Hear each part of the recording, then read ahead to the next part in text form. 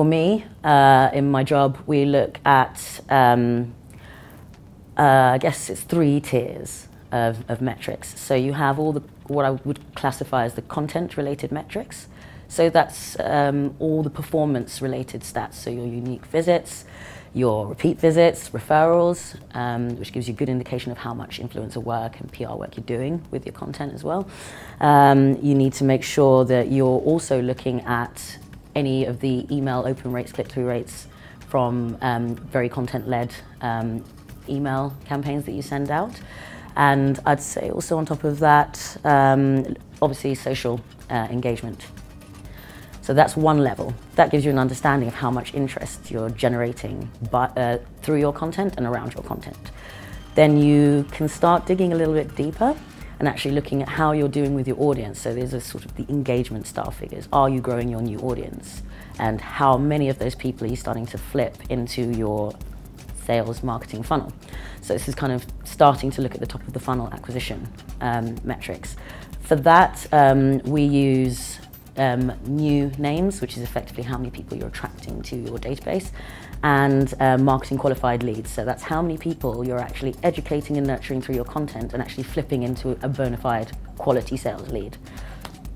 And then there's the ultimate holy grail, which everyone is able to do to some degree. At the moment, we're, I think, at the early stages of being able to show the contribution of content to the business goals. So that's the 3rd category of metrics, I'd say.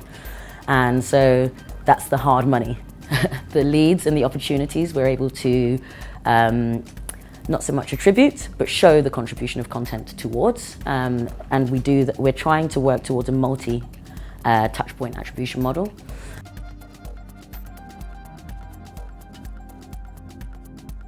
I think it's very important to understand what kinds of devices it is your audience is actually using to consume your content, because it allows you to make really informed decisions around actually the format of your content, which kind of goes back to one of the content strategy elements I mentioned earlier. I think it's very important to optimize your content for mobile experience, especially in light of what's called Mobilegeddon. I'm very fortunate anyway, because I work for a technology company, a software company, so the platforms that we use are effectively built mobile first. That said, you don't have to work for a tech company to have that advantage. I'd say for this, technology can help you out a lot.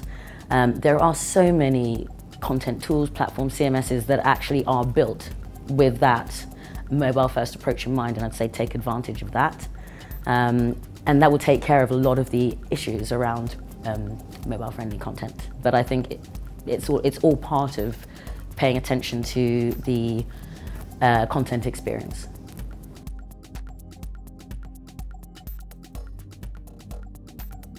I'd say keep an eye on the analytics, and I think that's one way you'll always make sure you're creating content in formats that's most appropriate for the consumption on the devices that your audience is actually reading it on or watching it on. You have to know. So the analytics are what will really help to guide your decisions.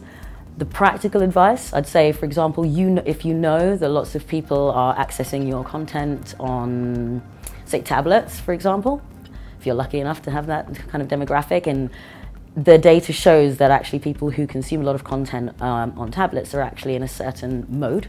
So they're in a more relaxed mode, browser mode, and actually are quite likely to buy, for example, then make sure that you create content that is that allows them to be able to complete that particular action that they would be ready to do in that mode.